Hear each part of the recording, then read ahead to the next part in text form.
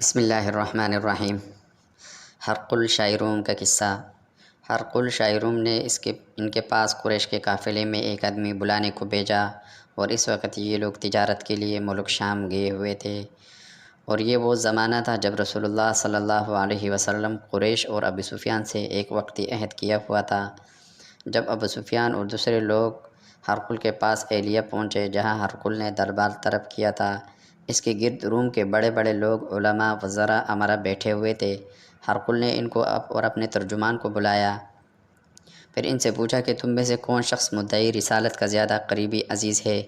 ابو سفیان کہتے ہیں کہ میں بول اٹھا کہ میں اس کا سب سے زیادہ قریبی رشتہ دار ہوں۔ یہ سن کر ہرقل نے حکم دیا کہ اس کو، یعنی ابو سفیان کو، میرے قریب لا کر بٹھاؤ، اور اس کے ساتھیوں کو اس کے پیٹھ کے پیچھے بٹھا دو۔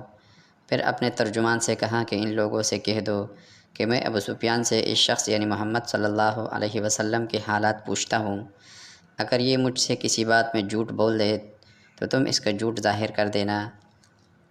ابو سفیان کا قول ہے کہ خدا کی قسم، اگر مجھے یہ غیرت نہ آتی کہ یہ لوگ مجھ کو جھٹلا دیں گے تو میں آپ صلی اللہ علیہ وسلم کی نسبت ضرور غلط گوئی سے کام لیتا۔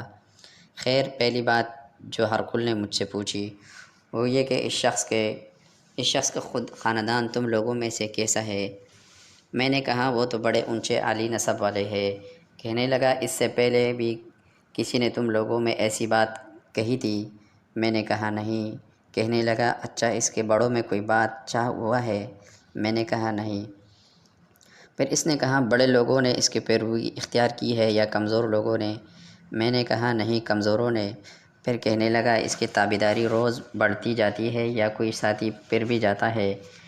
میں نے کہا نہیں۔ کہنے لگا کیا اپنے اس دعوے نبوت سے پہلے کبھی کسی موقع پر بھی اس نے جھوٹ بولا ہے؟ میں نے کہا نہیں۔ وہ اب ہمارے اس سے صلح کی ایک مقررہ مدت ٹھہری ہوئی ہے، معلوم نہیں کہ وہ اس میں کیا کرنے والا ہے۔ ابو سفیان کہتے ہیں کہ میں اس بات کے سوا اور کوئی جھوٹ اس گفتگو میں شامل نہ کر سکا۔ ہرقل نے کہا کیا تمہارے اس سے کبھی لڑائی بھی ہوتی ہے؟ ہم نے کہا ہاں۔ پھر تمہارے اور اس کے جنگ کا کیا حال ہوتا ہے؟ میں نے کہا لڑائی ڈول کی طرح ہے، کبھی وہ ہم سے میدان جیت جاتے ہیں اور کبھی ہم اس سے جیت لیتے ہیں۔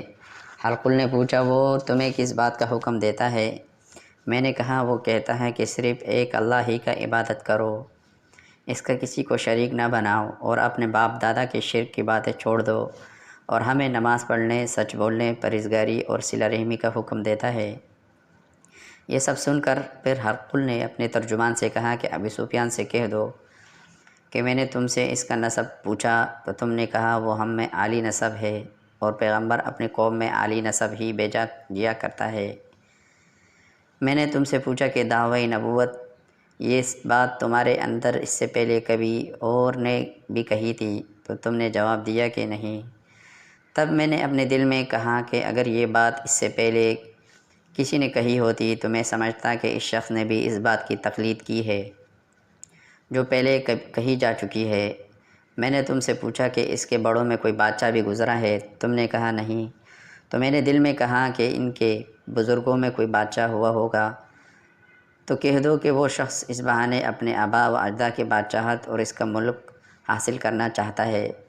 اور میں نے تم سے پوچھا کہ اس بات کہنے یعنی پیغمبری کا دعویٰ کرنے سے پہلے تم نے کبھی اس کو دروغگوئی کا الزام لگایا ہے؟ تو تم نے کہا نہیں۔ تو میں سمجھ لیا کہ جو شخص آدمیوں کے ساتھ دروغگوئی سے بچا اور اللہ کے بارے میں کیسے جھوٹ بول سکتا ہے۔ اور میں نے تم سے پوچھا کہ بڑے لوگ اس کے پیرو ہوتے ہیں یا کمزور آدمی؟ تم نے کہا کہ کمزوروں نے اس کی اتباع کی ہے، تو دراصل یہی لوگ پیغمبروں کے متبعین ہوتے ہیں۔ اور میں نے تم سے پوچھا کہ اس کے ساتھی بڑھ رہے ہیں یا کم ہو رہے ہیں؟ تو تم نے کہا کہ وہ بڑھ رہے ہیں، اور ایمان کی کیفیت یہی ہوتی ہے حتیٰ کہ وہ کامل ہو جاتا ہے۔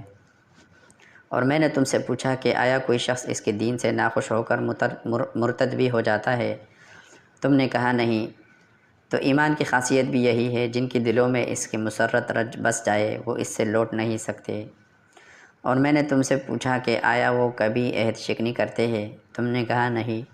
پیغمبروں کا یہی حال ہوتا ہے کہ وہ عہد کی خلاف ورزی نہیں کرتے۔ اور میں نے تم سے کہا کہ وہ تم سے کس چیز کے لیے کہتے ہیں؟ تم نے کہا کہ وہ ہمیں حکم دیتا ہے کہ اللہ کی عبادت کرو، اس کے ساتھ کسی کو شریک نہ ٹھہراؤ، اور تمہیں بتوں کی پرستش سے روکتے ہیں، سچ بولنے اور پرہیزگاری کا حکم دیتے ہیں۔ لہٰذا اگر یہ باتیں جو تم کہہ رہے ہو سچ ہے تو عن قریب وہ اس جگہ کا مالک ہو جائے گا کہ جہاں میرے یہ دونوں پاؤں ہیں۔ مجھے معلوم تھا کہ وہ پیغمبر آنے والا ہے، مگر مجھے یہ معلوم نہیں تھا کہ وہ تمہارے اندر ہوگا۔ اگر میں جانتا کہ اس تک پہنچ سکوں تو اس سے ملنے کے لیے حل تکلیف گوارا کرتا۔ اگر میں اس کے پاس ہوتا تو اس کے پاؤں دھوتا۔ ہرقل نے رسول اللہ صلی اللہ علیہ وسلم کا وہ خط منگوایا جو آپ نے دحیہ کلبی رضی اللہ تعالیٰ عنہ کے ذریعے حاکم بصرہ کے پاس بھیجا تھا، اور اس نے وہ ہرقل کے پاس بھیج دیا تھا۔ پھر اس کو پڑھا اور اس میں لکھا تھا کہ اللہ کے نام کے ساتھ جو نہایت مہربان اور رحم والا ہے۔ اللہ کے بندے اور اس کے پیغمبر محمد صلی اللہ علیہ وسلم کی طرف سے یہ خط ہے، شاہ روم کے لیے۔ اس شخص پر سلام ہو جو ہدایت کی پیروی کرے۔ اس کے بعد میں آپ کے سامنے دعوت اسلام پیش کرتا ہوں۔ اگر آپ اسلام لے آئیں گے تو دین و اسلام میں سلامتی نصیب ہوگی، اللہ آپ کو دوہرا ثواب دے گا، اور اگر آپ میری دعوت سے روگردانی کریں گے تو آپ کی رعایا کا گناہ بھی آپ ہی پر ہوگا۔ اور اہل کتاب ایسی بات پر آ جاؤ جو ہمارے اور تمہارے درمیان یکساں ہے، وہ یہ کہ ہم اللہ کے سوا کسی کی عبادت نہ کرے اور کسی کو اس کا شریک نہ ٹھہراؤ، اور نہ ہم میں سے کوئی کسی کو خدا کے سوا اپنا رب بنائے۔ پھر اللہ اور اہل کتاب اس بات سے منہ پھیر لے تو مسلمانوں تو اس سے کہہ دو کہ تم مانو یا نہ مانو، ہم تو ایک خدا کے اطاعت گزار ہے۔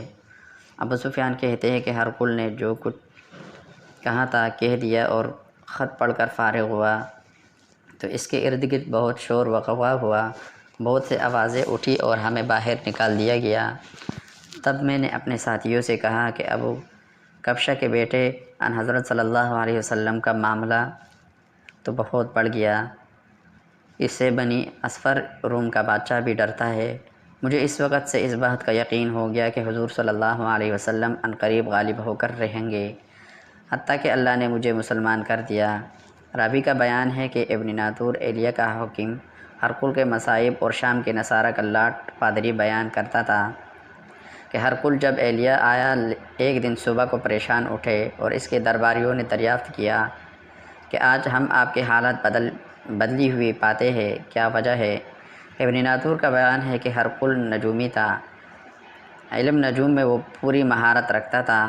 اس نے اپنے ہم نشینوں کو بتایا کہ میں نے آج رات ستاروں پر نظر ڈالی تو دیکھا کہ ایک ختنہ کرنے والے کا بادشاہ ہمارے ملک پر غالب آ گیا ہے۔ بھلا اس زمانے میں کون لوگ ختنہ کرتے ہیں؟ انہوں نے کہا کہ یہودی کے سوا کوئی ختنہ نہیں کرتا، سوا اس کی وجہ پریشان نہ ہو۔ سلطنت کے تمام شہروں میں یہ حکم لکھ بھیجے کہ وہاں جتنے یہودی ہو سب قتل کر دیے جائے۔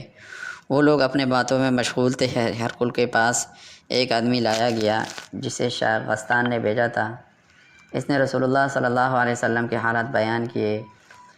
ہرقل نے سارے حالات سن لیے تو کہا کہ جا کر دیکھو وہ ختنہ کیے ہوئے ہے یا نہیں۔